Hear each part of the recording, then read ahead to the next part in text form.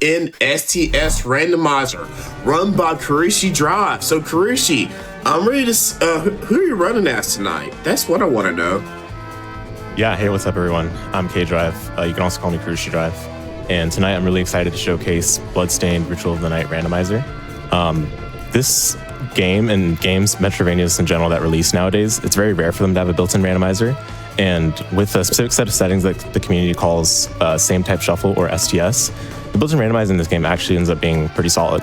There's going to be a lot to go over for the course of the run. So in order to help me with doing all of that, I've got the one and only the Bobbeigh to help me out with commentary. Hey, what's up, Bobbeigh? Hey, how's it going? I absolutely love Bloodstained Ritual of the Night. We've done a lot of Ritual of the Night randomizer like tournaments and competitive events. It's been really fun to cast, and ready to watch kurushiidrive just strut this stuff on through with a lot of the items that you'll hopefully see being picked up pretty early in this seed. Yeah, absolutely.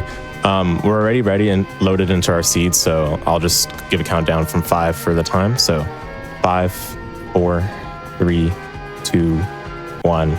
Let's go. Good luck. Good luck. Thank you. Let's see what this first chest's got. Yes, indeed. Before we go check the first chest, I'm just putting on some gear from the DLC set that's available when you start the game. And we've got Zangetsu in the first chest. That's definitely very nice.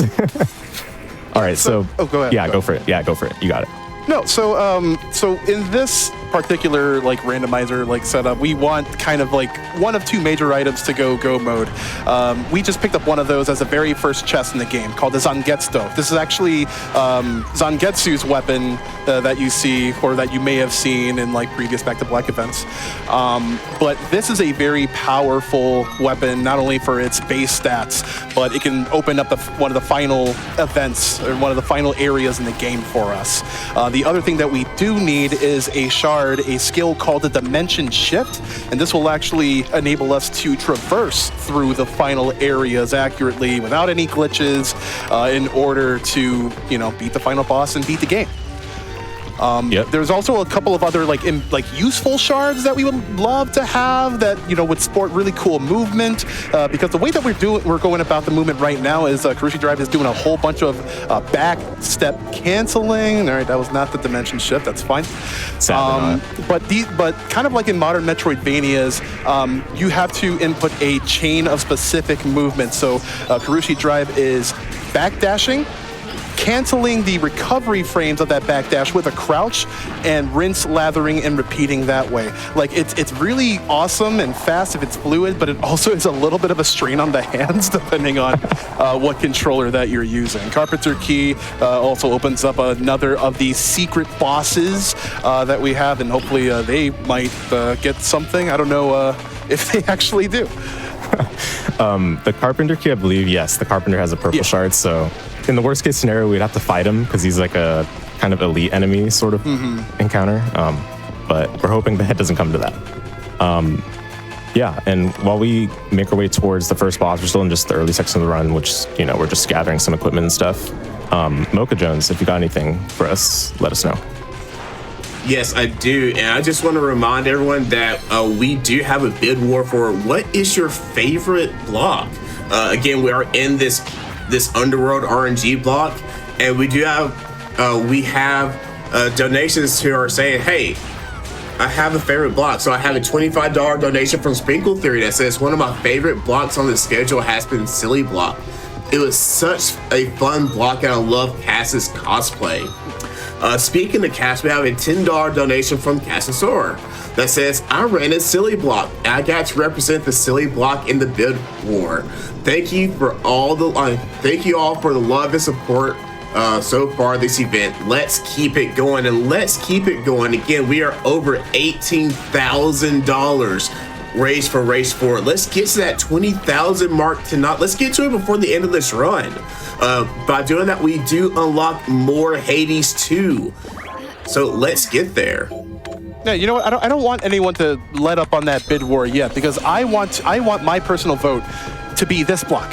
this randomizer underworld block that we had going on. We had Sworn, we had Bloodstained randomizer. We're gonna have it. We're gonna finish this with a randomizer, and it's gonna be great. So this is our first boss, Vet Bar, and kurushiidrive is doing some expert attack animation canceling.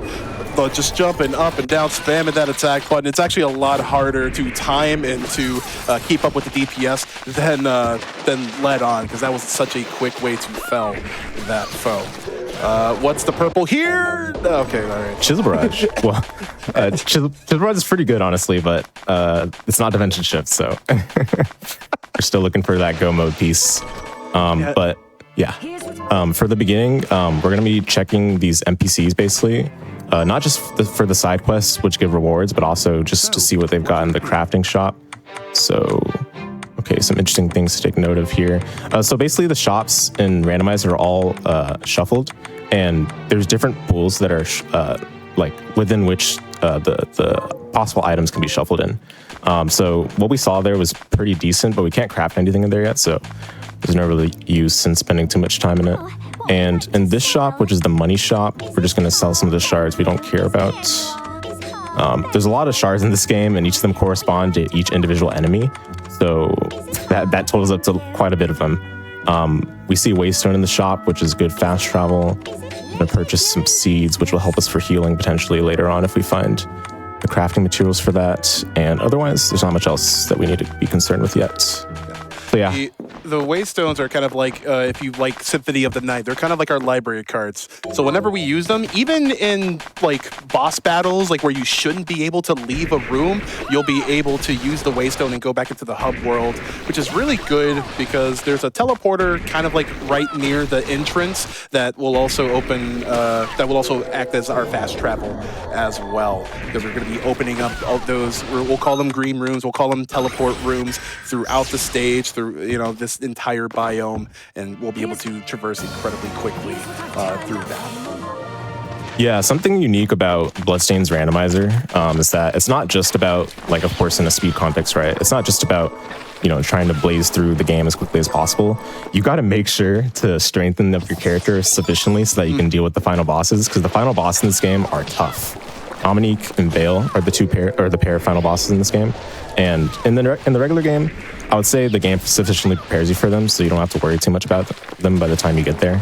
But in the randomizer, it can be brutal, depending on what you find, so we're going to take our time to strengthen ourselves appropriately.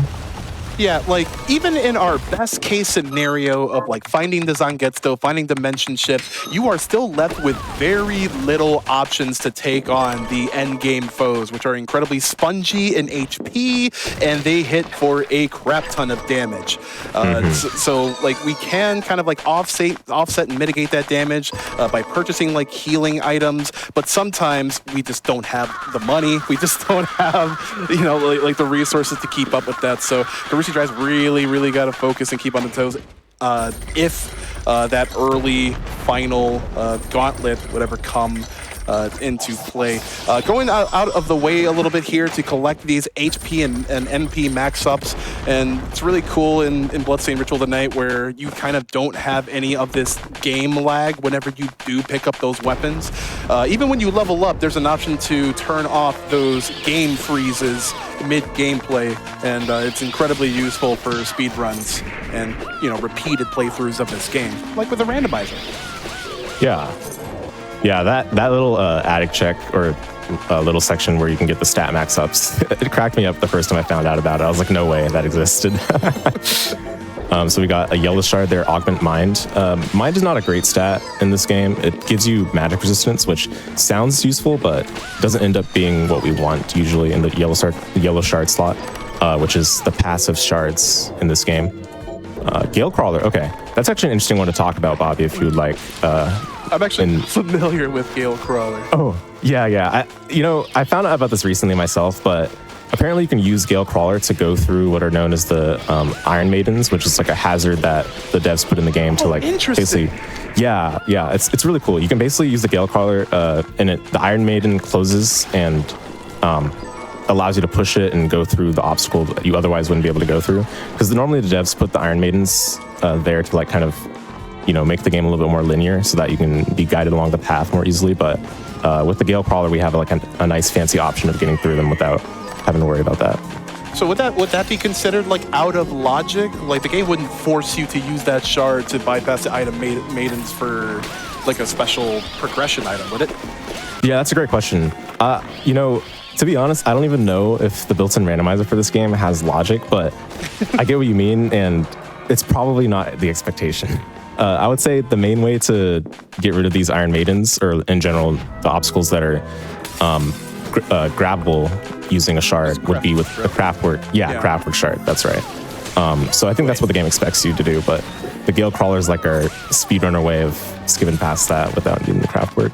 That's awesome. Wait, you say this randomizer has no logic? I did say that. There are Wow. Yeah, there are some safety measures that the randomizer does have, and we'll be seeing some of those safety measures as we make our way through the main route in the beginning, hopefully soon. But pretty much, there's about like from what the community has done, like testing on, about a 10% chance for an STS seed to soft lock, which sounds high, but honestly, a lot of the seeds end up having some method of getting through them, whether use glitches or not. With particular seeds that we would use in like a race context or just for showcasing in general, we've pre-vetted them so that we know that it's not going to be a soft lock. So in the case of this seed, we can rest assured that there's not going to be any issues with that. Otherwise, this wouldn't be showcaseable in a marathon. But yeah, the main thing we're going to be doing in the early game is basically killing all these enemies that drop purple shards. And we see we got one there from the Plume Parma, which is Gold Bullet.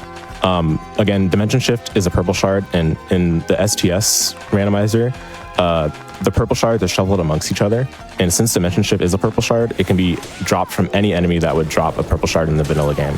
So we basically memorized all the enemies that can drop purple shards, and we have a decent idea of the farming strategy and route that we want to use to kill them along the way.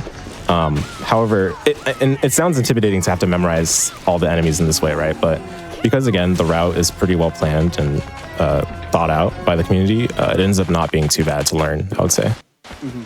And there's even some like information that's like available inside of the game. Like there's a bestiary that can show you like the sorts of the sorts of things that can drop from the monsters. Another purple. That's the wrong DS. It's every time, every single time. It's the wrong DS. I'm sorry.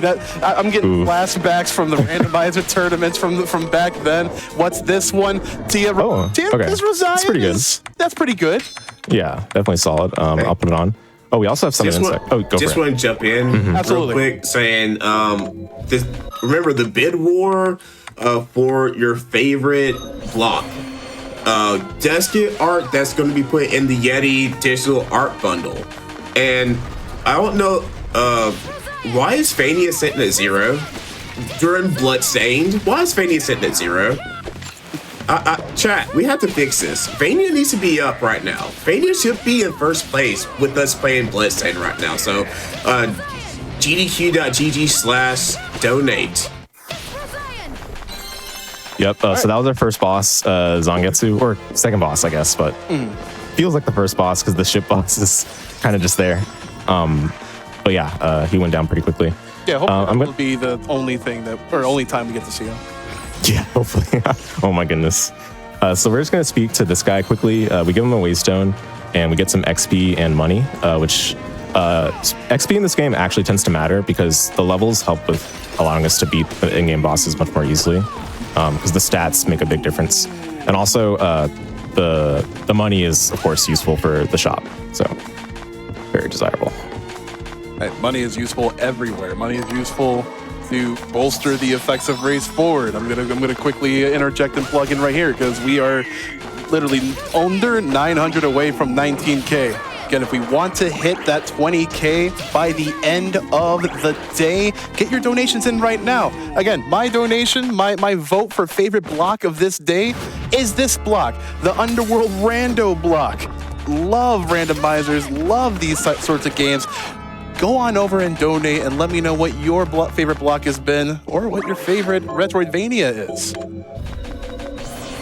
Yeah, absolutely. So some things I've done over the course of the run already that we haven't explained yet is just some of the things I've prioritized in the menu. Basically, anytime I see a luck luck improving accessory.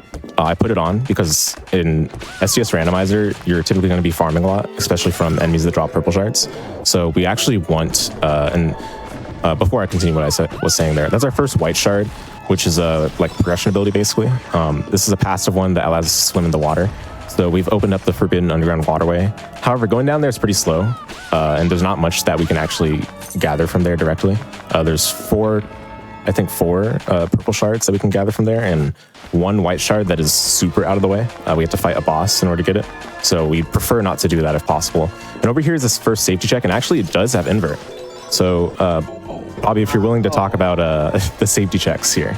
Yeah, well, I'm going to talk about invert first of all, because this is our way to completely turn the game upside down. Like, no, like literally, like the game camera will shift so that you are on the ceiling and the ceiling is the ground. And that actually opens up quite a few places that we can go in now. So we have ways to go underwater, underground. We have ways to go onto one of the science labs. Jeeble's Hall of Termination, and so on and so forth. Oh, yep, just like we're about to see right here. Dizzy. Very dizzy. Some of these progression shards are actually useful. A lot of these are other progression shards that aren't in like white are also like in blue. We were earlier talking about craft work and how we are able to use that to move certain blocks to make way for certain things. I don't really think we need much of that anymore since we do have the ability to invert. But another blue shard that would really amp up the speed, forget what it's called. but I mean, Arya Saros Black Panther. But yes, it is, what was it called? Accelerator, yes. The accelerator, yeah. So that's our dash. That is our, if we can manage to steadily keep up on our MP, we will be able to zoom around the castle, and we would probably be done in like less than like an hour. That's 40 minutes at this point.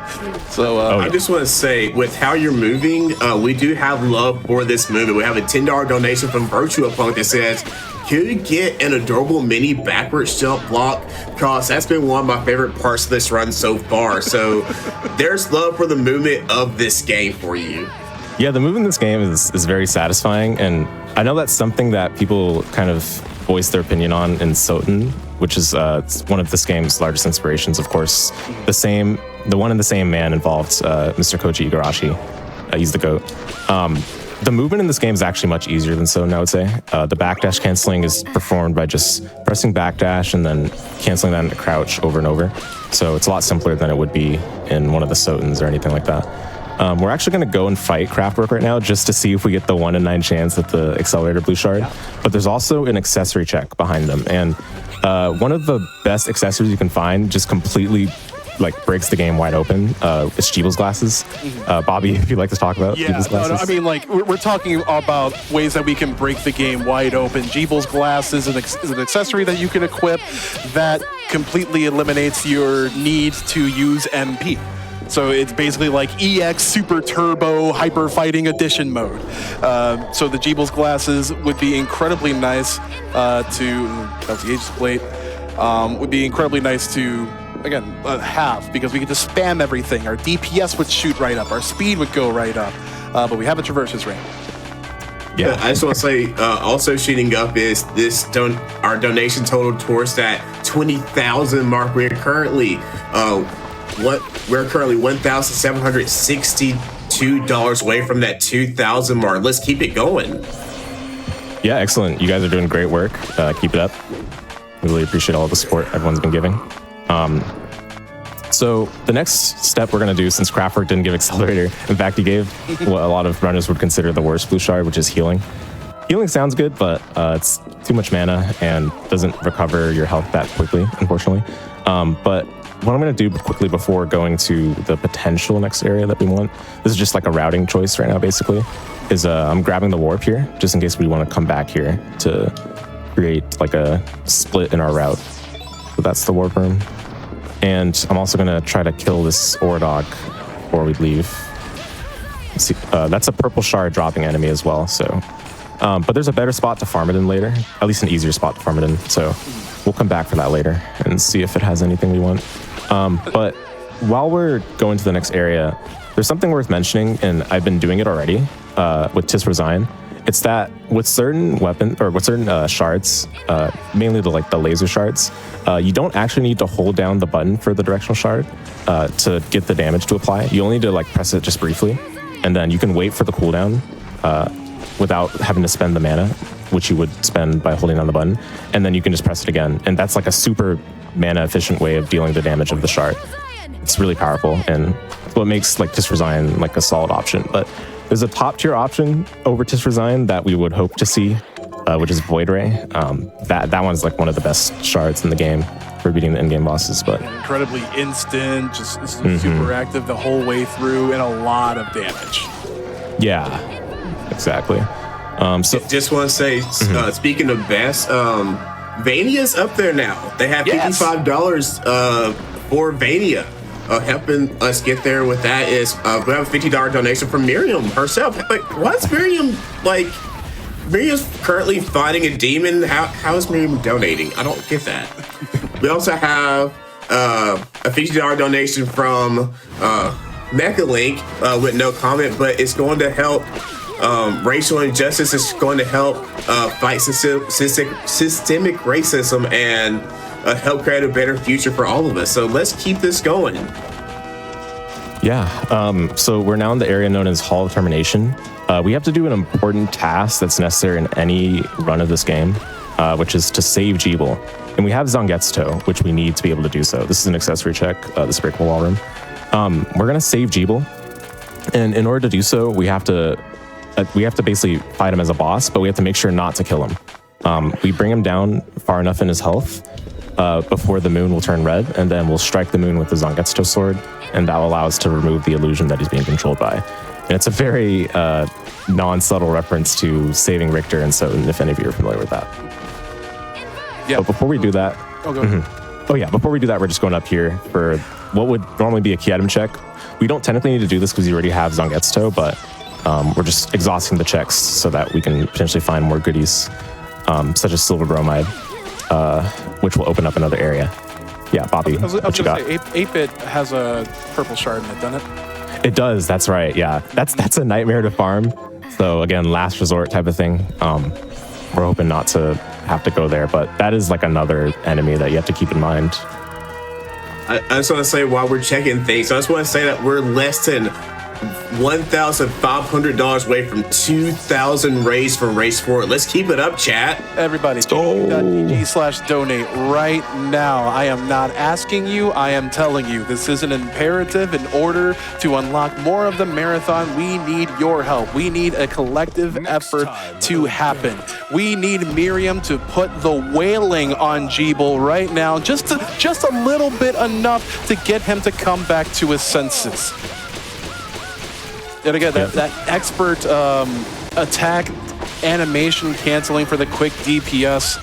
Now, this is probably a little bit longer than we would have liked to have the boss fight, but this is a randomizer, so we're kind of dealing with the stuff that we have right now, the levels that we've gained so far. But soon enough, again, that moon that you see on the top right corner is going to glow red, and there actually is a little bit of wind-up time before you're able to slice it, and there we go. No, that is not time. That is just phase 2 of the randomizer. Indeed. So yeah, this is necessary to get the true ending of the game, pretty much. So we've saved Jeeble. We actually don't need to be in the Hall of Termination anymore. So we're just going to go back to the hub town and save. And we have to make a decision here. Do we want to go to the waterway, or do we want to go to the Garden of Silence to the Tower of Twin Dragons? I'd actually prefer to do the latter because there's more purple shards along the way that take a shorter amount of time to get to. So that's the route we'll be seeing from here. Unfortunately, I don't have the warp in the Garden of Silence because I wasn't able to get it at the time I was first there, but we'll be able to get there with the warp that's close by. All right, just seeing if we can do any additional shopping before we go.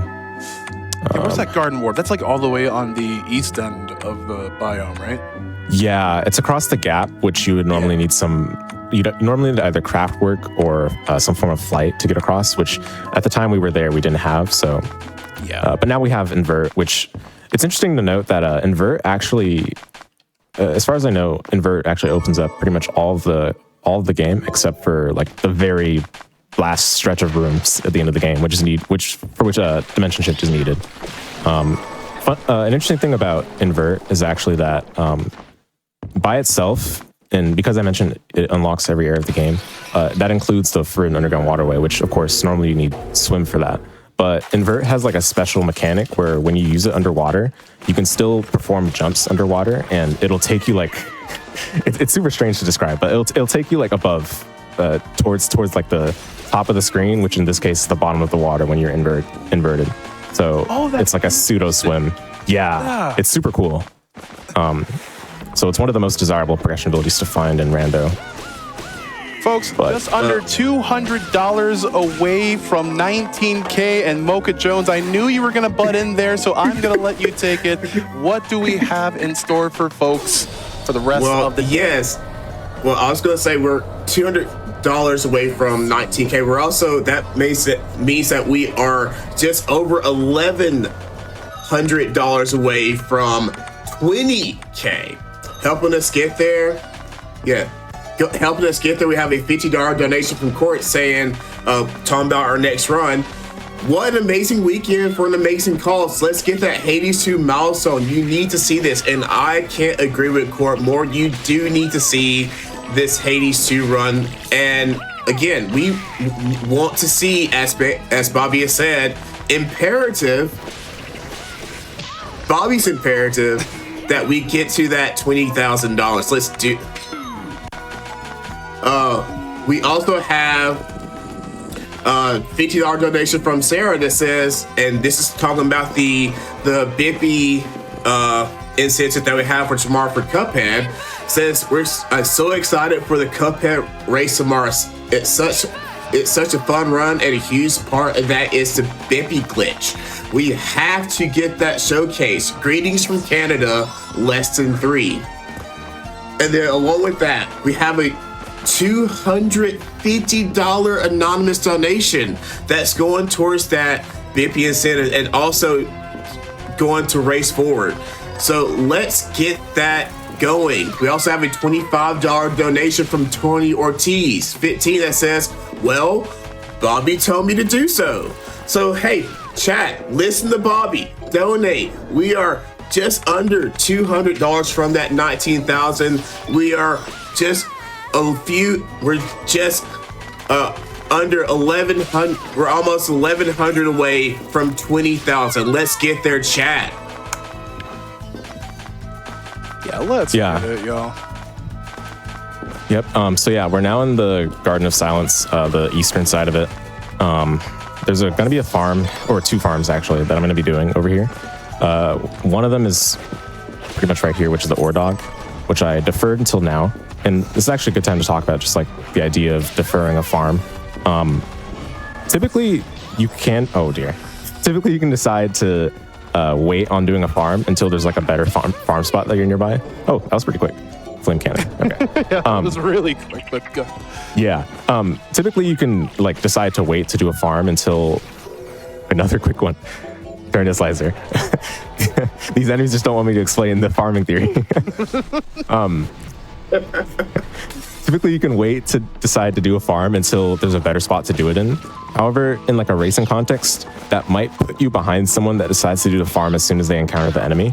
So that's like the idea behind it. You can decide to defer it until you have a way to farm it more efficiently with a better farm spot or just better gear, or you can decide to farm it as soon as you see it, which we kind of didn't even split it with both of them. Mm-hmm. I was going to say, in a competitive setting, let's take, for example, the first Ore Dog form that we had in the gallery, right? Mm-hmm. If one person had chosen to leave and go somewhere else, but however someone else has, like, say, someone that would speed up that farm, like the accelerator shard that we had a little bit earlier, they're able to reset the room, respawn the enemy incredibly quickly.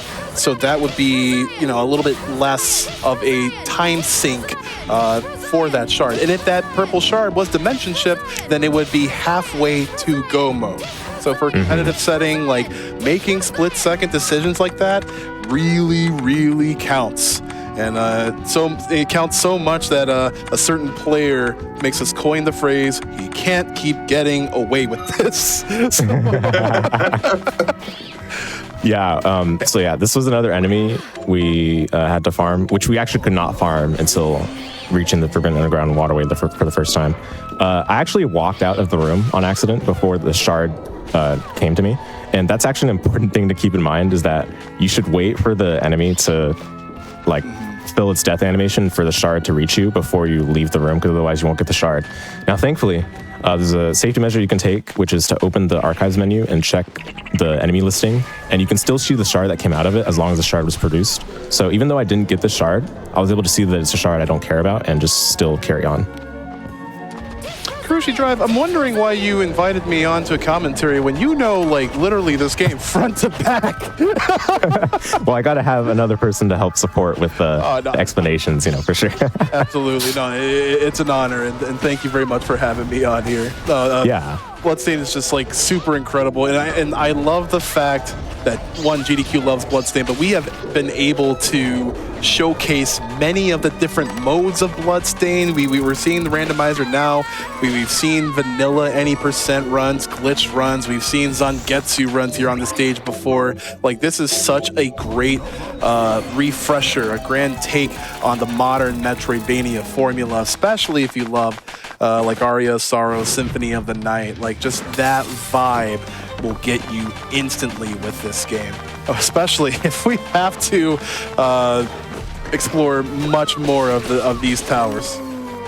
Yeah, we're in yet another area, which is the Towers of Twin Dragons.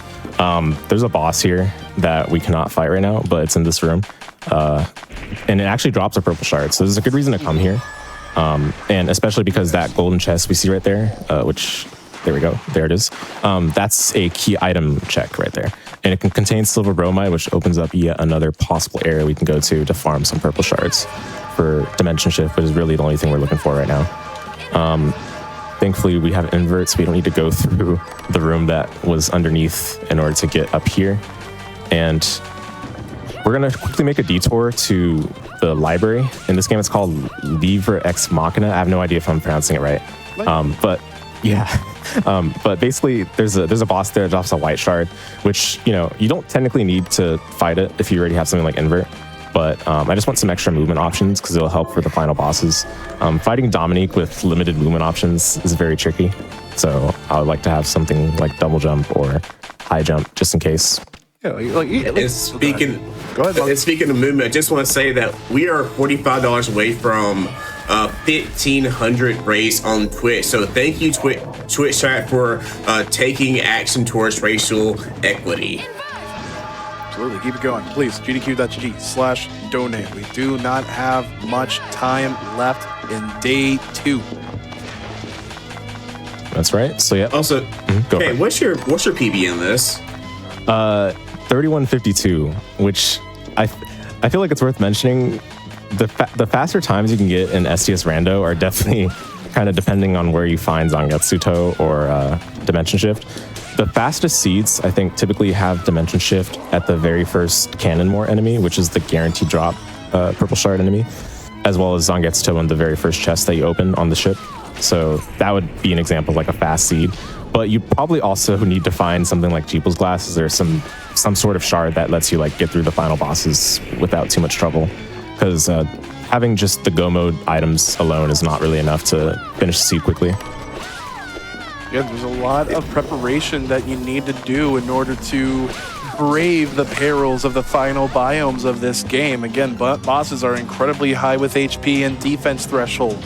You are incredibly paper thin with your defense threshold because you probably took the opportunity to go there early, and now you are in a pretty picky situation. Oh, I love this version of the librarian. So you can have different tomes that can alter the abilities or even bolster stats of Miriam. Deadeye Tome is for directional shards, if I recall correctly. That's right, yeah. I don't remember the exact percentage it bolsters them by, but it's a pretty non-trivial amount, so you want to pick it up. And we have Chisel Barrage, which is a like it's good to beat the in-game bosses with, but we'd like to have some ether, hopefully, to be able to make it happen more easily.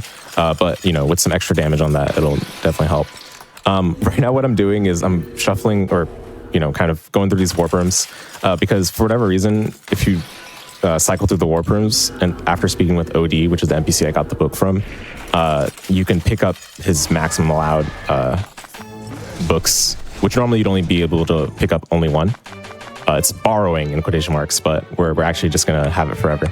I just want to throw in we are on PB pace right now for beating day 2 from last year. We are less than $700 away from beating last year's day 2 PB.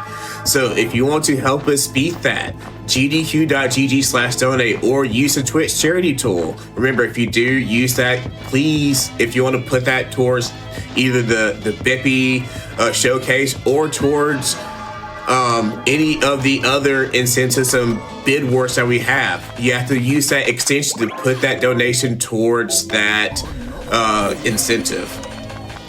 Yep. So yeah, coming up is Andreopus. When the vanilla game drops, what is it? Double jump? Yeah. Okay. Yeah, double jump. That's right. A little bit of an annoying boss. Yeah. So unless you're able to like completely burn this boss down, he's gonna start jumping across our boss arena. And even though like we have like Tisra Zion and we had the Deadeye Tome, and we picked up another tome that kind of increases our intelligence, it could still be a little bit finicky for Andreopus to necessarily stay put. But I'd say that was a relatively quick fight given the circumstances. Oh hey, another invert. We already had the safety invert. So if we were to come to here, which we could have like super conventionally. But yeah, it would be here instead. But the safety was like the easier one to access. So wait. Hold. Oh, okay. Well, okay. I mean, standstill is cool, but realistically, we're not gonna be able to use it unless we have Jeebel's glasses. So yeah, but we'll, if we get Jeebel's glasses, maybe we can see that for the last boss. I'm really hoping for Jeebel's glasses. Again, like having infinite mana, it's such a new game plus sort of vibe. Like you just feel so powerful, especially with those end game items at your helm. Yep, absolutely. Earlier as well, I forgot to mention it before I did it, but at the OD NPC, I kind of flipped around the screen with invert and jumped on OD's chair a bunch. It might have looked weird, like what am I doing, right? But that's to have him pop out an accessory chest, which we were able to get. Unfortunately, it wasn't Jeeple's glasses, it was voice changer, which is not useful. But I think you have to jump on his chair like 10 times or use gravity jump, or high jump on his chair like some number of times like that in order for the chest to come out. But it's supposed to be a reference to the librarian in Soten, which has a similar sort of Easter egg. Yeah, if you high jump into the librarian's chair, I think you have like an HP max up under. Right. Oh, okay. Halite. So from that blue chest, we got Halite, which is actually huge. That singular Halite will allow us to have so much healing for the endgame bosses. Basically, the nature of that is Halite's like one of the ingredients necessary to craft a rice ball. And we grew rice at the NPC that takes seeds to plant crops. And Halite plus rice gives you like rice balls. And then after you craft something in the crafting shop, you can purchase it as many times as you want. In the case of rice ball, you can carry up to 99 of them. And I think that goes for all the food items in the game. So having 99 rice balls, you'll hopefully be able to see like it'll allow for the healing to make things a lot smoother. All right, folks. We need all hands on deck. We are getting incredibly close to 19K. Honestly, we have breached 18.9. Thank you very much for your efforts, everybody. Let's keep it on rolling because we are sub 100 away from 19K. We need 20K to unlock even more Hades 2. You want to go below? Then we have to still go above and see what lies beyond the surface. Please continue to get your donations in. Now, almost less than 50 away now. Please, there's not much time in the day. kurushiidrive is absolutely blazing through this STS randomizer seed, even without the accelerate. So get your donations in right now so we can make J-Rock work a little bit harder for the adoration of Hades. Yes, we do, and we do have some luck coming in for kurushiidrive. We have a $50 donation from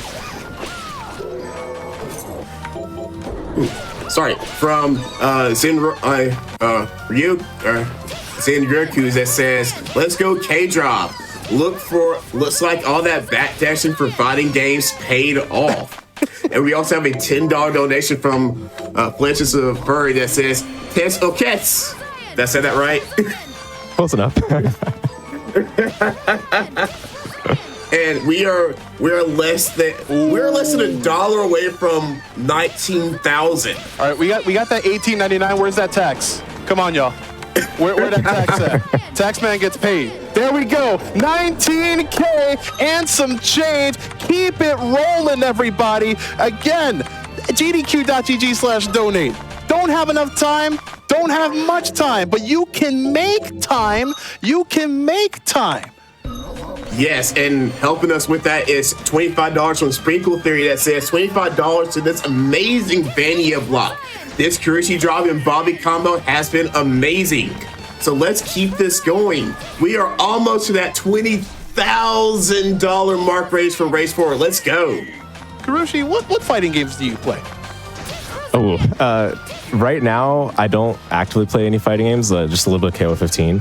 But I was most active in Under Night and Birth when I was playing fighting games most actively. You look like Byakuya? Who'd you play in that? Ooh, it was primarily Nanase, and then for a while I was like switching around between Hilda and Carmine, and then I couldn't settle for anything in Uni 2, so I just stuck with Nanase because I didn't want to learn a new character. I'm sorry, I just had to prod with that question because the Venn diagram of black speedrunners and black fighting game community members is like darn near a circle at this point. Like we had Dynamite earlier, we had Street Fighter 2 earlier. Like I love me some anime fighting games. Like we are such a tight knit community, y'all. Oh yeah. No, it's really cool to see like the crossover. I've noticed that as well with like kind of some other Igarashi games, like especially in the Soten community. A lot of fighting game folks over there too. Yeah.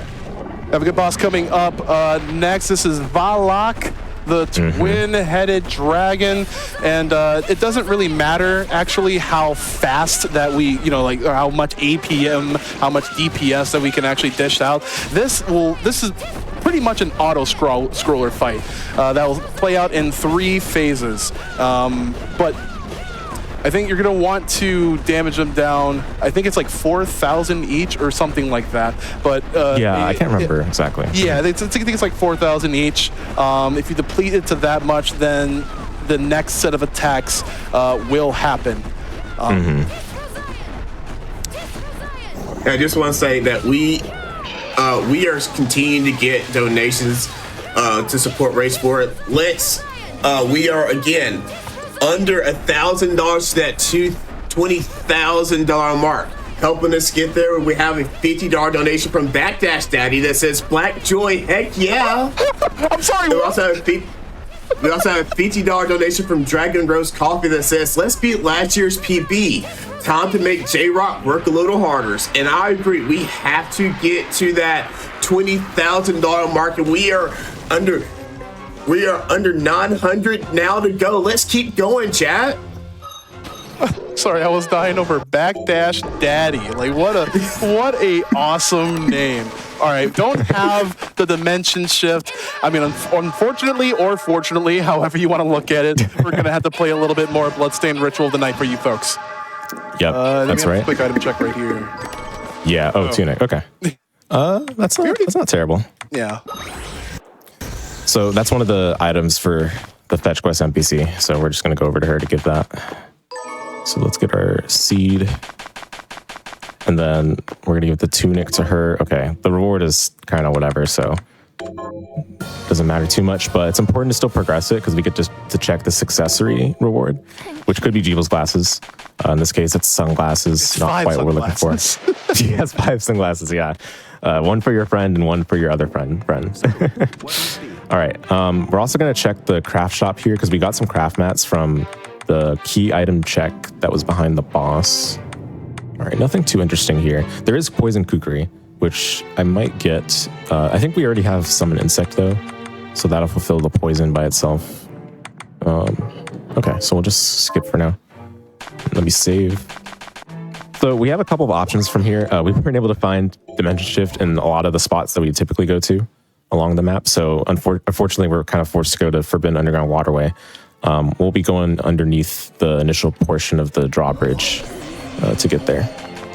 Yeah, and again, like the traversing, I mean, we do have invert, and that's fine. We do have a technical way to swim, which is fine. And there are some like very small movement optimizations or even like damage boosting that can like help us sink faster like through water, because that will actually ignore the like the mechanics of the, you know, like the water gravity pretty much. Yeah. And then we have rice balls. Go ahead. I was gonna say we're also boosting towards that $20,000 mark, and we have some excitement for this Hades 2 run coming up next. We have a $25 donation from Maggie that says, "Let's get that extra Hades run. So mote it be." We also have a $25 donation from Thorgy that says, "I need to see that Hades 2 run." So again, we are under $900 to that Hades 2 run. Let's keep it going, chat. Hey, shout outs to you, Thorgy. I see you, buddy. Thank you for coming over to AGDQ and seeing how we do things here. Yeah, so I just picked up the rice ball from the shop. I crafted it first at Johannes, the NPC, that's the crafting NPC. And that allowed us to purchase it from the shop because we crafted it once. And now we have 99 rice balls, so that should hopefully be plenty of healing, along with some other healing that we picked up throughout the seed.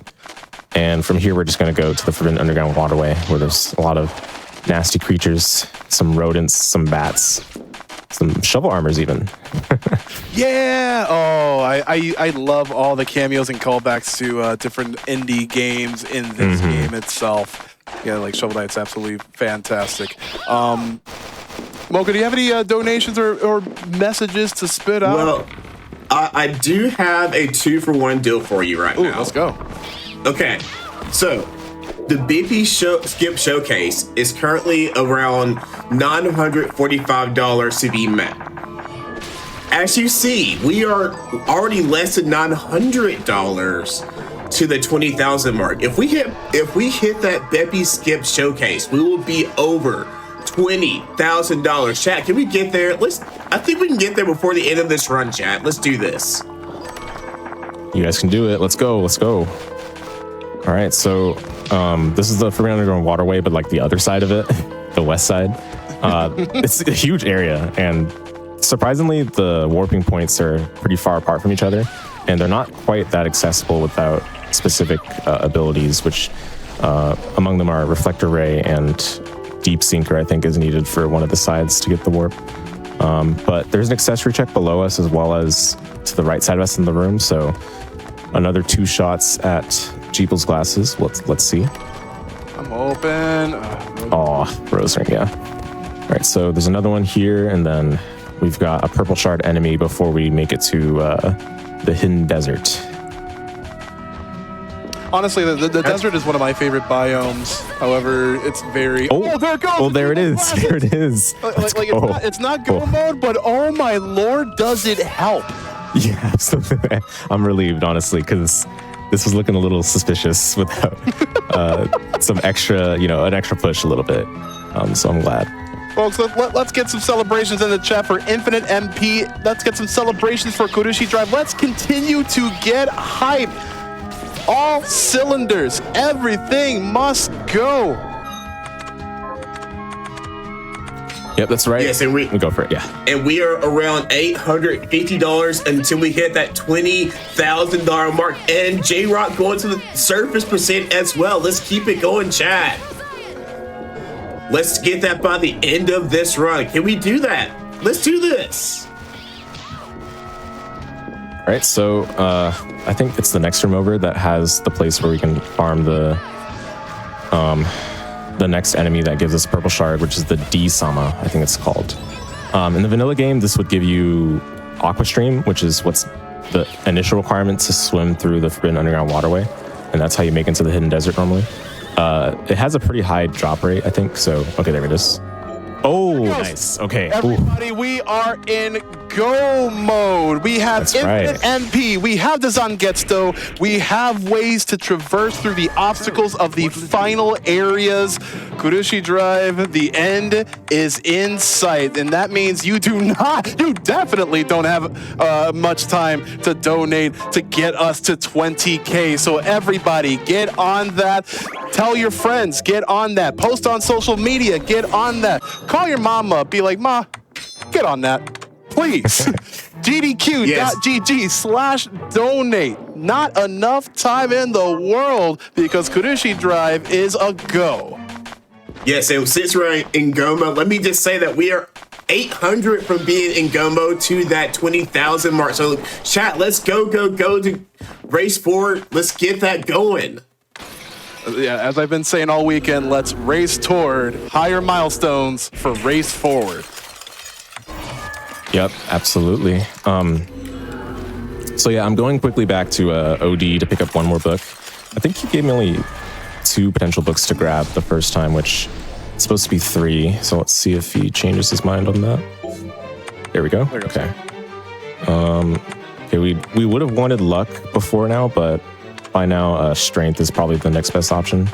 Luck would have helped us to get the drops more quickly, but we're already settled on that, so let's make our way. 775. Let's keep going, chat. Yeah, should we start that countdown, chat? Y'all know what to do. I see y'all in there. Start that countdown for me, please. All right, so we're gonna make our way towards Den of Behemoths now, which is the second to last area to complete the game. The enemies in this game or in this area are pretty nasty. They're like either like big amalgamations of previous enemies, or they're just like mega overstated enemies that are new to the area. So we're going to try our best to survive through it, but we should be fine with what we've got. Should be fine. I'll let you focus. I'll talk through this. So we got the Den of Behemoths, otherwise known as Tiny Huge Island, because we're going to be having all these great big frogs and toads, and we might have had to take a farm with the dragon if we didn't have the dimension ship, but since we do, we don't really need to go out of the way for yet another mini boss sort of farm, or a mini boss that has become a normal enemy sort of farm. We use the invert to kind of traverse through the ceilings of this. Giant bats are just incredibly cumbersome. But since we don't really need much to go out of the way for, since we have the Jeebles glasses, since we have the dimension ship, we can again just kind of bob and weave through this. Again, there's that big dragon that lies below, and he hurts. He hurts a lot. He sure does. And sometimes he jumps to make it to you. Sorry. And after bobbing and weaving, we have $750 left to go to that $2,000 mark. And just want to let you know, we did beat that PB from last year's Day 2 event. So let's keep going. Let's keep that energy going. Let's get to $20,000. Helping us get there, we have a $25 donation from Lexi Bean saying to watch this with the best crowd and my beanie and burrito. We have a $25 donation from High Off Pixels that says shout out to the Bloodstained run. Donated for the Bippy skip. And remember, if we hit that Bippy skip, we also get, we are under $700 now. Let's keep it going. We're almost there, chat. Let's go. Let's go. Less than $700 away. Hey, we performed a little bit of our own boss skip, a little bit of our own glitch in this STS randomizer. And you can use dimension shift to just warp through even like the small thin platforms like you could. And that completely skips that boss fight. Veil 4, he has. I don't even want to talk about him because we're not going to fight him. So we're just going to keep chugging on through, just like you folks are chugging on through with those donations.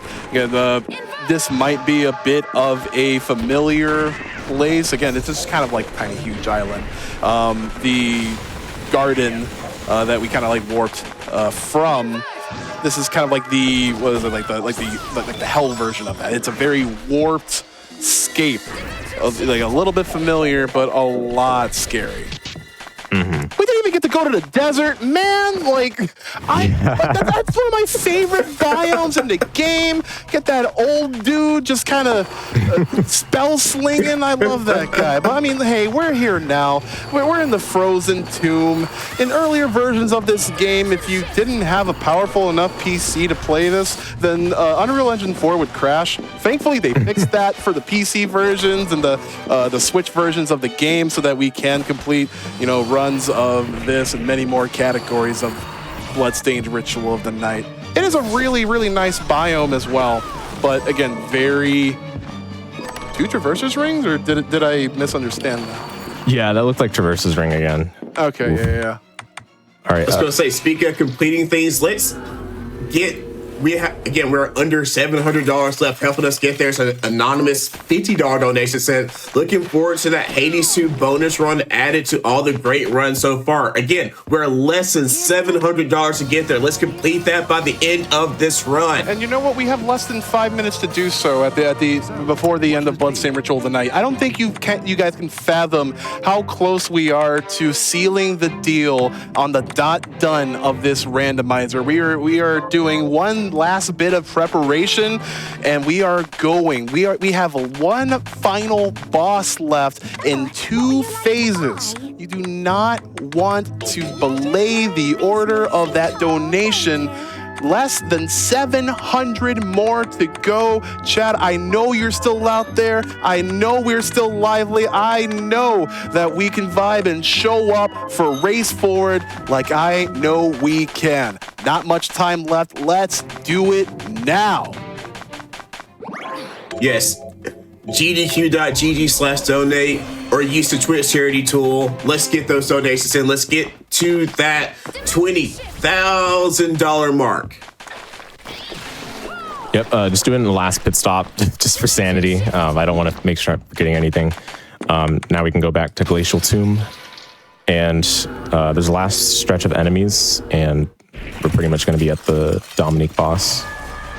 Yeah, these last couple phases are probably like one of my favorite boss fights in this game, because you do have humanoid enemies, and humanoid bosses are really kind of exploitable in this game. So where if you land enough hit ticks or DPS hits, you can actually get them in a really nice stun lock. And Dominique is susceptible to being stun locked.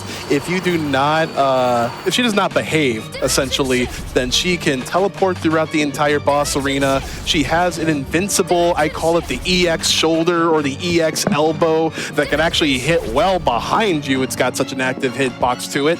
And a whole bunch of more random mess that we do not want in this randomizer. Yep. All right, we got the HP max from that brick wall for good luck. So here we go. Dominique is beyond. We're about 660 left to get to that 700. To get to that $20,000 mark. Let's go. Chat, please. We don't have that much longer to go in this run. Let's get there, chat. No, we do not. No, it's good to mention the Summon Insect. Again, with humanoid enemies, they have the susceptibility for status ailments. And nice, we got the poison proc, so that'll tick down a set amount of the max HP per, every couple of seconds or so. But even those couple of seconds, those couple of ticks, speed up this fight immensely.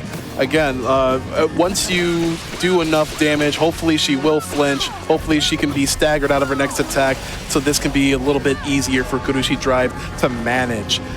The invert, really nice maneuvering around. And again, you don't really have a lot of the movement options. We don't have accelerator. Oh, the EX elbow. We don't have the double jump, so even though we do have invert, it is a very kind of wonky spell to add into all of this movement. Oh my lord. And again, so many bits of high tier magic from Dominique. Thank goodness we have all of these rice balls. They're so cheap. We can stock 99 of them, and we can continue to mitigate the damage of that EX elbow, and also the whip. Oh, we're good, I think. Let's hope. Okay, yeah. Okay. Yeah, we are. Yeah, that is a very, very awful attack. You can try to maneuver around it when it's moving with the dimension shift. Okay, that is phase 1 down. We have like a minute and some change, chat. Again, go to gdq.gg/donate, $5. If you can, everything helps, especially if multiple people chain up that $5 like a train, like that throw loop I was talking about earlier on, because the final fight is here. This is Bale. And before anything really happens, we're going to be going through this shift segment. And through this shift segment, we have one of 3 options for Dominique to appear on either of these heads of ours. The cat head, the green head, or the red head. We have this nice time stop, so that would mitigate all of the time lost if she were to retreat back in. So this is incredibly important because Dominique is the boss. So if you are to try to like hit a head that she doesn't appear on, you're essentially doing nothing to the fight but deactivating an attack for like a minute or so. 600 away. Please, y'all. We are so close. Like, we're hacking, whacking, smacking, and eventually Kurushi's gonna call time. And then we will see if we get to go to the surface, but only if you folks, the community, the greater community out there, can help us reach $20,000. It is just within sight. 550. Let's keep this going. You see all these 50s that Miriam's throwing out? Give me those 50s. Give me 50, 50, 50. We need to tick on up. Let's make a train. Just like Miriam said, let's make a train. Let's get it going, chat. $50 train. Yeah, time's gonna be coming up when the boss goes down. Eventually. I think she's also got like 4,000 or something like that. Yeah. Standstill is very funny because it doesn't work on most bosses, but it happens to work on Bale for some reason. So yeah. And that's time. That is time. Excellent showcase of the randomizer kurushiidrive. And again, through all of our hands that we were dealt, we crafted, we prepared, we grinded, we leveled up, we're at 450. We're at 450 away. Hades is almost up next, but I do want to give the floor to kurushiidrive for any sorts of shout outs, any sorts of things that they want to call to their attention. Doug, you did absolutely incredible. And a round of applause from me at the very least, because I love Bloodstained, I love Black Speedrunners, and I love Black Speedrunners getting involved in Bloodstained speedruns. Oh, yeah. What do you have to shout out for us, my friend?